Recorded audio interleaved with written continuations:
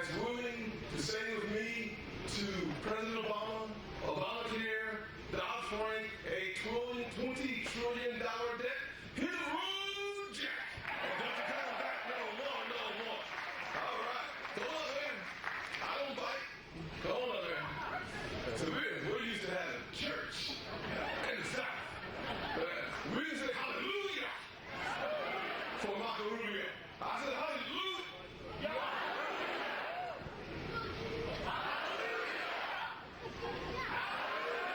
I can tell that there are a lot of Baptists in the audience today. Just get comfortable raising your hand and saying, yeah. All right. Let me tell you what. There are a lot of reasons to support Marco Rubio to be our next president. I have a brother who's a colonel in the Air Force.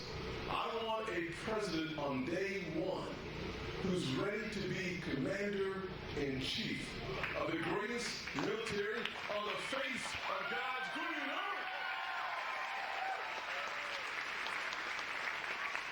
I want someone who understands how to achieve a strong, growing, healthy economy as president of the United States. And I also want a president who understands poor, wayward kids like I used to be. Now, everybody doesn't know my story, but some of you do. As a kid growing up in a single-parent household, I got lost on the way. As a freshman in high school, I flunked out. I failed world geography. I think I'm the only United States senator to ever fail civics.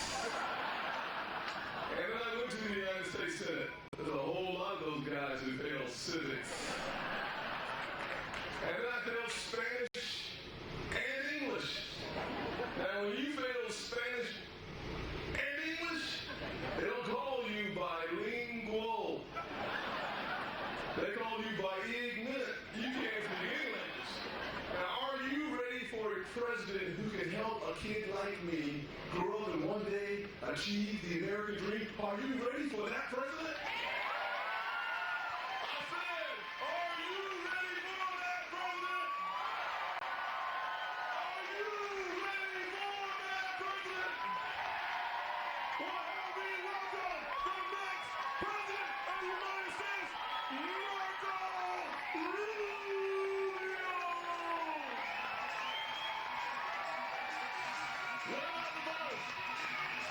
Marco Rubio!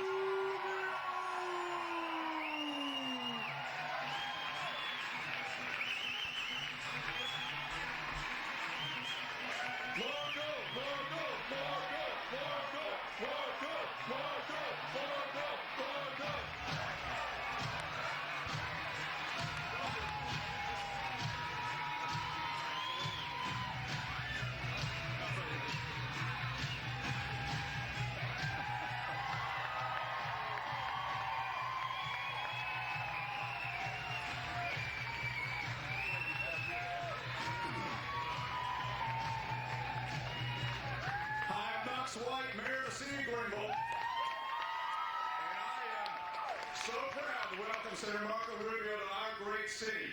We even gave the Florida guy a little bit of snow today. Isn't that great? It's that kind of place. I'm for Marco Rubio, as I know all of you, for a lot of reasons. This election is so very important. But one part of it is, as angry as people may be around this country, we hear a lot about that. At the end of the day, people in this country do want to come together, do want to see things done. I don't know of anyone who can unite more factions, more people within the Republican Party than Marco Rubio.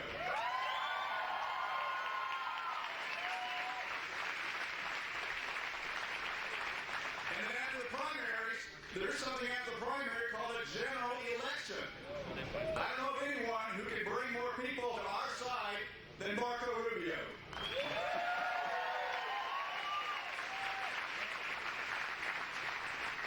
And finally, on something of a personal note for me, I told him last night, I go to Miami a lot. I've always been going in our business. And I've always had an incredible respect for the Cuban Americans of this country. And you know, it takes people like that who have known something other than freedom, who have known that, who came to this country with nothing. In some cases didn't even speak English, but just had that aspiration. Those of us who are native-born can never get this. We can never understand how deeply rooted that is in your soul, what you and your family and your friends did for themselves in this great country. That's what makes this man so extraordinary in issues of foreign policy, because he understands freedom. He understands what freedom is about, and that we are a beacon of freedom, and we're a beacon of freedom in a hostile world. He understands that. That's why, among many reasons, he would make a great president of the United States. And I'm so proud as mayor of the city of Greenville to welcome him today. Thank you, Mayor. Thank you. Thank you. Thank you. Thank you very much. Thank you. Thank you. I'm honored to be with all of you. Thank you for welcoming me here. Let me give you a couple things that I need to share with you. Number one. So this morning we're in the hotel room. My kids, we've been in the north of here for a little while. We were in Iowa. It snowed a lot in Iowa. And then we're in New Hampshire. It snowed a lot in New Hampshire. So we came down to South Carolina. We're thinking, all right, we're done with the snow. And my kids have been praying for snow before they went to New Hampshire because they wanted to see snow. And so we're in the hotel room. My kids say, it's snowing. I said, it's not snowing. It's snowing. It's Greenville. It's not snowing. I look out the window again. It's snowing. I said, guys, stop praying for snow. It's gone overboard. So if it starts snowing in Miami one day, it's probably our fault. But it is great to be with you. It really is a society to be a part of this. It's exciting to be a part of this campaign. Because this is the year we take our country back. This is the year we work hard. This is the year we take our country back from a radical agenda. An agenda that threatens to rob us of all the things that made this the greatest country in the history of mankind.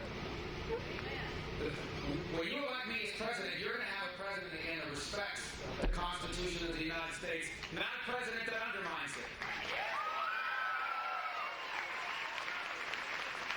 That means a president that will protect your Second Amendment right to defend your family and your property from criminals and terrorists. When you elect me president, we're going to have a president that respects and protects all of our freedoms, including the freedom to live out the teachings of your faith in every single aspect of your life.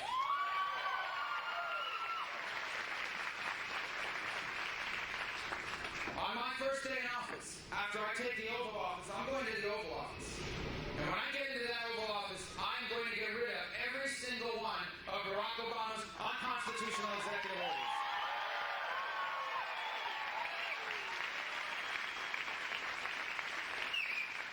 When you elect me president, you're going to have a president that leads the way to get rid of Obamacare once and for all and put you back in charge of your health insurance decisions.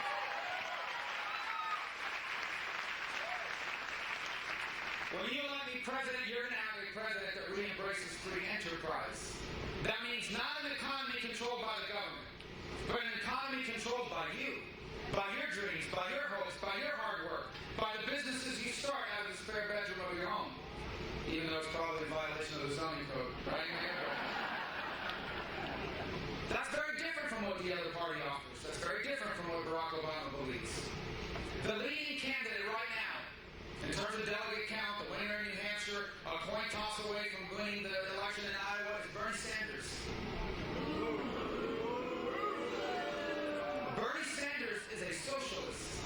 Now look, in American politics, when you say someone's a socialist, they always deny it. Not Bernie. He runs his commercials and he says he's a socialist. We are not going to be a socialist country. If you want to live in a socialist country, there's like 50 or 60 countries around the world that have socialism.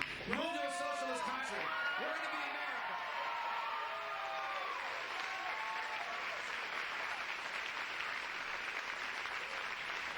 When I'm president, we will embrace free enterprise, and that means we are going to roll our tax code. We're going to do what you've done here in South Carolina. Look at South Carolina and look at the rest of the country. This is a state where manufacturing is growing. We have to be an economy that makes things again. So why are things being made in South Carolina and they're not being made in other parts of the country? It wasn't because you raised taxes. It's because you kept them low. It's not because you increased regulations. It's because you diminished regulations. What you have done here in South Carolina, when I'm president, we will do for America, and we are bringing manufacturing back to this country.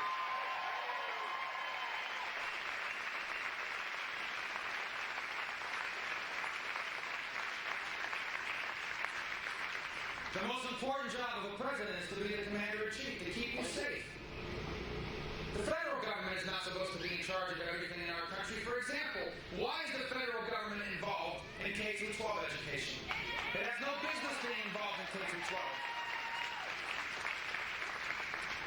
Unlike some of the other candidates running, I oppose Common Core, and when I'm president, we are getting it out of your schools.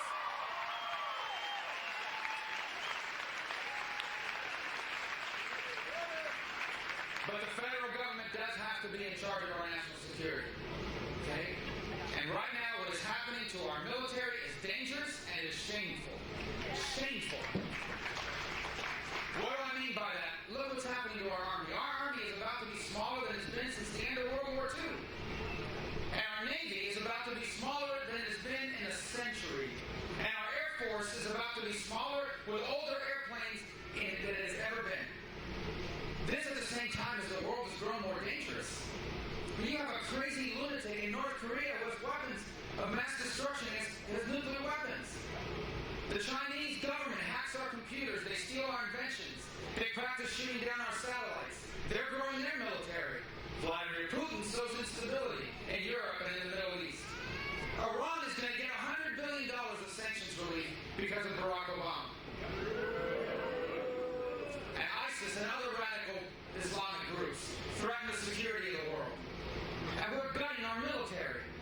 And by the way, it's unacceptable for anyone running for president as a Republican to actually support cutting it even more. When you elect me president, we are going to rebuild the U.S. military because the world is a better, a safer, and more peaceful place where America is the strongest military in the world.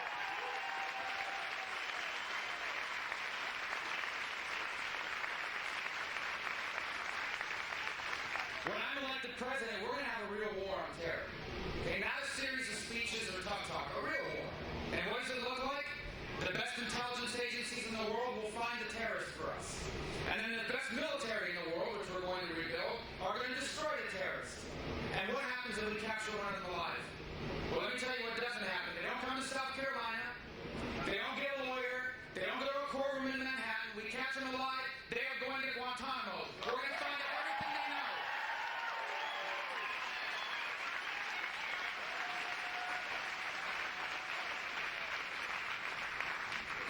This is the point where I stop and say, if you're a veteran, please stand up so we can recognize you, but you're already standing. So if you're a veteran, please raise your hand because we want to thank you.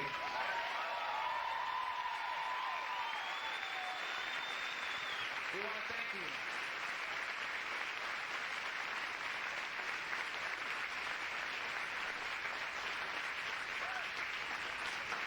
You know why my kids have freedom?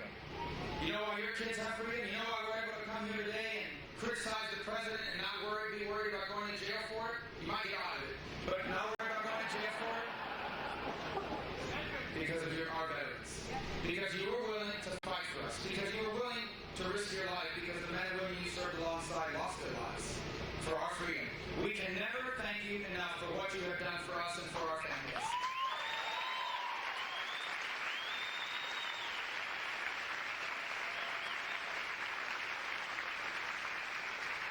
My older brother Mario is 21 years older than me. My parents, as you can see, were very optimistic people. They had him in their early 20s. They had me in their 40s. So they had big hopes and dreams about the future because they had my sister after me. But my brother was a Green Beret, 7th Special Forces, 68 to 71.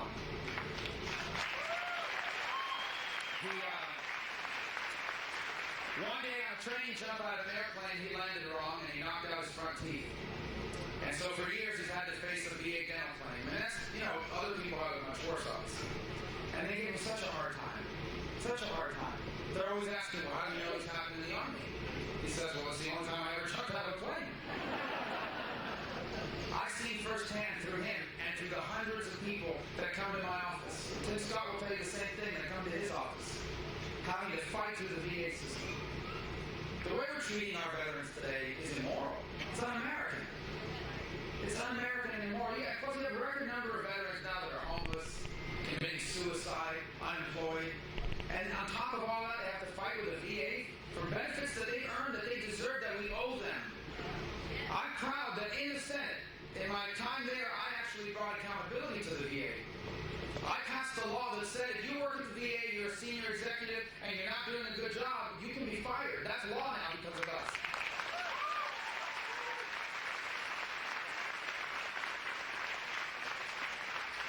That's the good news. You know what the bad news is? I think they fired 2 or 3 people. 2 or 3 people. That means you're likely to win Powerball and you already get fired from the federal government. There are good people working at the VA. If you've been to the VA, you know there are really good people there. Many of them are veterans themselves. And we thank them for what they do. But when I'm president of the United States, if you are not doing a good job at the VA, you will be fired when I'm president.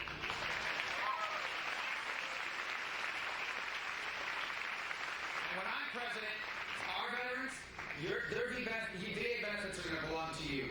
You know what that means? That means that when I'm president, you will be able to take your VA benefits to any hospital or any doctor that you want to go to.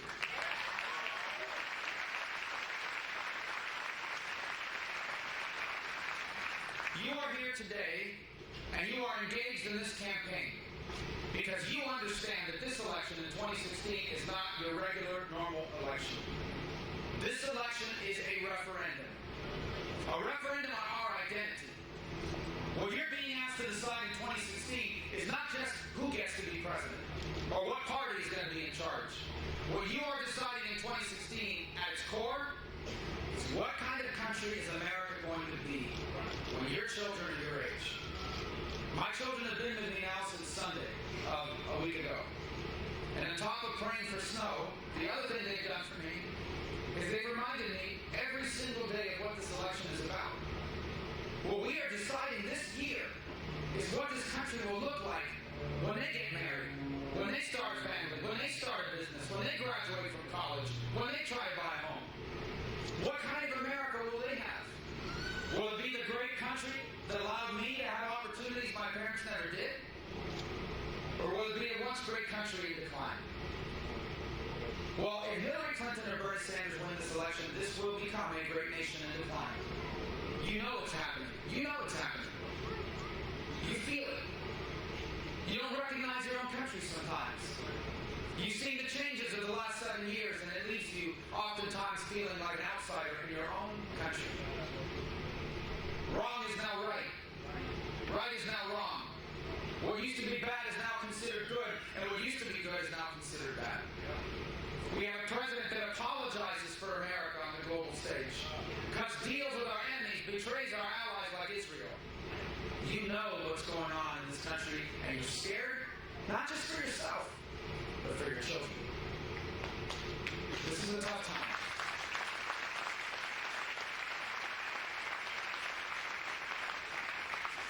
But it doesn't have to be this way.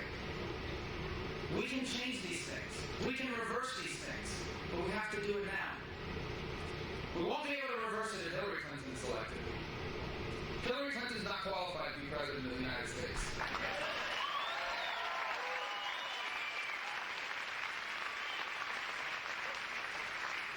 I can't wait to run against her, so I can point out that she's disqualified from being president because she put classified information on her private server because she thinks she's above the law. No one is above the law. Hillary Clinton's not above the law.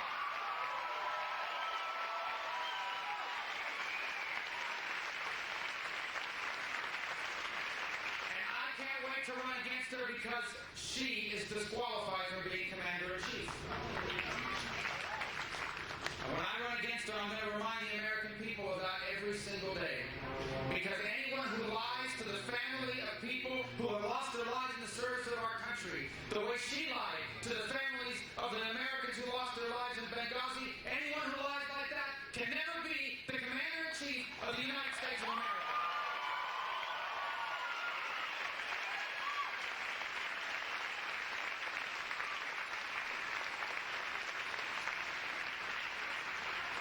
We cannot, and if you nominate me, we will not lose this election. And when we win, it will not just be about winning the election, it will be about winning the future. Because you see, no matter how scared you may be or worried you are right now, I want you to believe this. We are a few important decisions away from the greatest era in our history. That's hard to see from here sometimes. All you get is the bad news about our economy. All you get is the bad news about what's happening in the world. All you get are all the terrible things that are going on in Washington. But We have a chance to make this country greater than there's ever been. But we have to do it now. We have to do it now. And what we're being asked to do is what every American generation before us did. You see, this special country isn't just a place I was born. I was born in America, but this is not just my homeland that I was born in. It's the country that changed the very history of my family. My parents came here with nothing.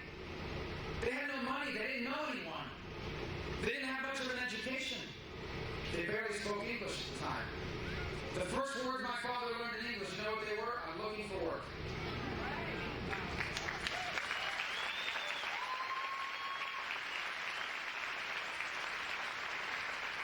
Well, maybe he also asked if the Yankees won because he was a Yankees fan. I don't know why.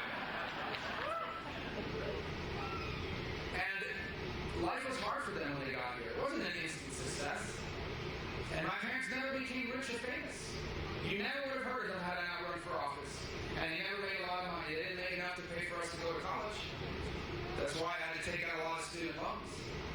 They never owned a mansion. They never had a yacht. They never traveled the world. They never had wealth. My parents were successful. You know why my parents were successful? Because working as a bartender and a maid, my parents owned a home in a safe and stable neighborhood. Working those jobs for hourly wages, my parents retired, not with wealth, but with dignity, with security.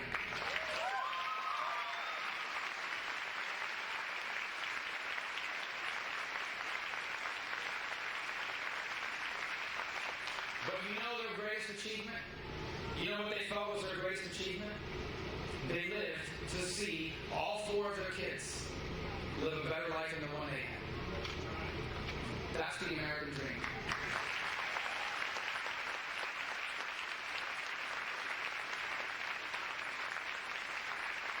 That American dream is what makes us special. Every country in the world has rich people, and we love having people in this country that are financially successful. There's nothing wrong with it. We celebrate success. But what makes us special is not that we have rich people. There's rich people everywhere. You know what makes us successful? People that work as nurses, and firefighters, and teachers, and police officers, the welders, the plumbers, the airplane mechanics, the car technicians. People that know they're not going to get rich or famous. They're just working hard to make enough money to own a home, to retire with dignity, to enjoy their weekends, to take vacation once a year with their family, and to leave their kids better off than themselves. That is the American dream that for over 2 centuries each generation has passed on to the next. And that is what we have a chance and an obligation to preserve now. And that's what we're going to do together when I'm elected President of the United States.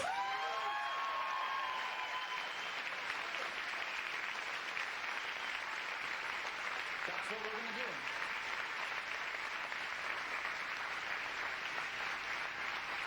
What are we going to do when I'm president? Whatever it takes.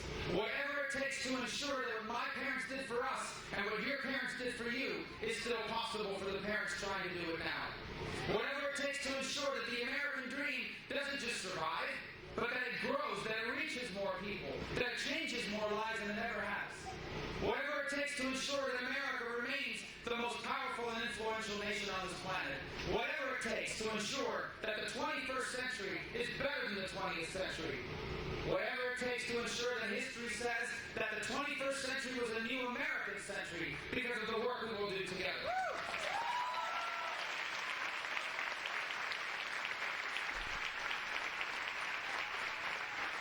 This is the promising future that awaits us.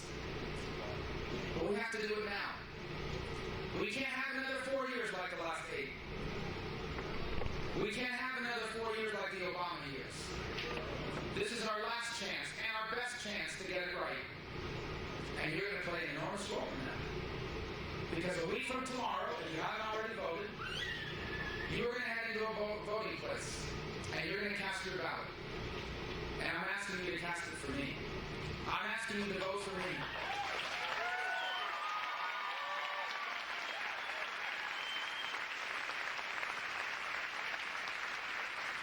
I'm asking you to vote for me because if you vote for me and I win this primary, I will unite this party and I will unite the conservative movement faster and better than anyone else that's in this race. We can't win if we're divided. But just going to unite this movement. We're going to grow it. We're going to take our message of limited government and free enterprise and traditional values and strong national defense, and you know who we're going to take that message to? To the people who live today the way I grew up. To the people that clean hotel rooms and serve bars at a hotel. To the people that fix airplanes and cars. To the people who live paycheck to paycheck. To the students who have student loan debt like I did. To the young families raising their children in an environment today where it's hard to instill your values in your kids because of the bombardment that we face in the popular culture. We are going to take our message to people that haven't voted for us before. We're not going to change our principles. We are going to show them that our principles are the right ones for them and for our country.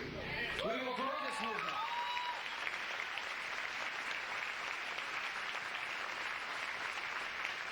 If you vote for me, if you nominate me, I will unite us, and I will grow this movement, and we will win this election. And then we will unite our people.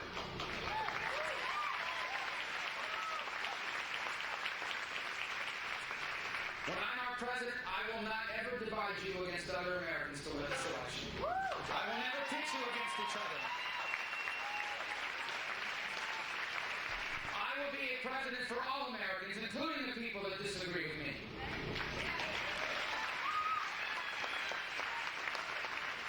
You know those people that say nasty things about me on Twitter? You know the people that protest me in my events? You know the people that will never vote for me? Guess what? I'm going to cut their taxes too.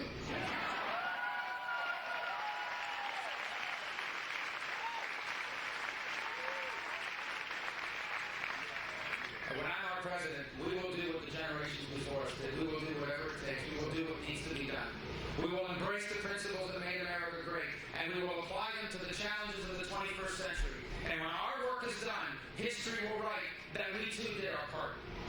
That we, in this generation, in the early years of this new century, faced a troubling and rapidly changing time.